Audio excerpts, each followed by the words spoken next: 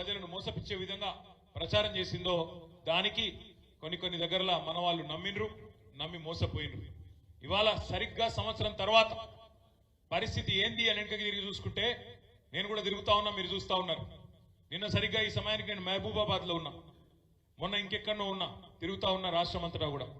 ఎక్కడికి పోయినా ఎవరితో మాట్లాడించినా వాళ్ళు హైదరాబాద్ లో ఉండే సంపన్నులైన బిల్డర్లు కావచ్చు, లేదా మహబూబాబాద్ లో ఆటో నడుపుకునే ఓ తమ్ముడు కావచ్చు, లేదా ఒక సామాన్య రైతు కావచ్చు, లేదా ఒక సంపన్న పారిశ్రామికవేత్త కావచ్చు, ఎవరిని కదిపి అడిగినా అందరి మాట ఒకటే, అందరి నోటంబడ వస్తున్నది ఒకటే, కేసీఆర్ ఉన్నప్పుడే బాగుండే, తప్పు జరిగింది అనే మాట ఇవాళ రాష్ట్రంలోని ప్రతి నోట్లోంచి వడ్ల కొనుగోలు కేంద్రాల కాడ కూర్చునే రైతుల నుంచి మొదలు పెడితే చేన్లు ఇలా కోతల కాడ కూర్చొని రైతు కూలీల దాకా ప్రతి ఒక్కరి నోట్లోంచి వస్తున్న మాట ఒకటే.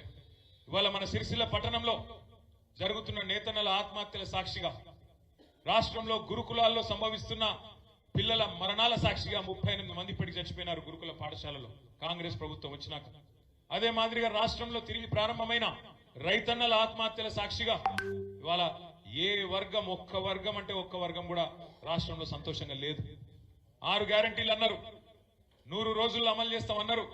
కానీ ఈ రోజు వరకు సంవత్సరం తర్వాత వెనుకకి తిరిగి చూసుకుంటే అర గ్యారంటీ మాత్రమే అమలైంది.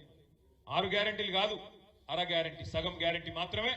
ఆ మహాలక్ష్మి స్కీముల సగం ఏంటిది, ఫ్రీ బస్సు. ఇక ఫ్రీ బస్సు అందం చెప్పరాదు, నేను చెప్తే మళ్ళా మా మీద కూడా కేసు పెడతాడు. ఇక ముఖ్యమంత్రి నన్ను ఎట్లా పట్టుకోవన్నా, ఎట్లా పెట్టాలని నన్ను చూస్తున్నాడు. పెట్టుకుంటాడు పర్వాలేదు. మీలాంటి తమ్ముళ్ళు, మీలాంటి అక్కలు, చెల్లెలు, అన్నలు ఉన్నంతకాలం నేను ఎవరికి భయపడ. వాళ్ళను ఒక్కొక్కటి వాళ్ళు చేస్తున్న తప్పులు, వాళ్ళు చేస్తున్న అరాచకాలు, వాళ్ళు చేస్తున్న అవినీతి కార్యక్రమాలు తప్పకుండా బయట పెడుతూనే ఉంటాం.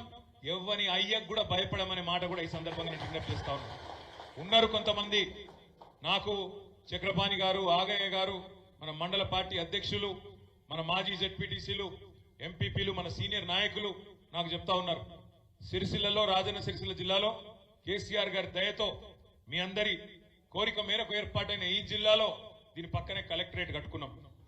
కలెక్టరేట్ అద్భుతంగా కట్టుకున్నాం.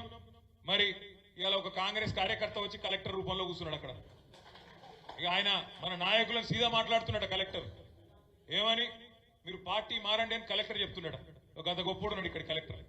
ఒక ఇటువంటి సన్నాసులను ఇవాళ తీసుకొచ్చి కక్షపూరితంగా రాజకీయం చేసే ప్రయత్నం చేస్తా ఉన్నారు. ఏం పర్వాలేదు, ఏం ఫరకూడదు. టీఆర్ఎస్ ఎంట్రుక కూడా ఎవడు పీకలేడు అనే మాట కూడా విజ్ఞప్తి చేస్తా ఉన్నారు. రేవంత్ రెడ్డి కాదు, వాని తాత, వాని జేజమ్మ దిగొచ్చినా కూడా రాజన్న సిరిసిల్ల జిల్లాలో మీ ఎంట్రుక కూడా ఎవడు పీకలేడు. దానికి బాధ్యత నాది.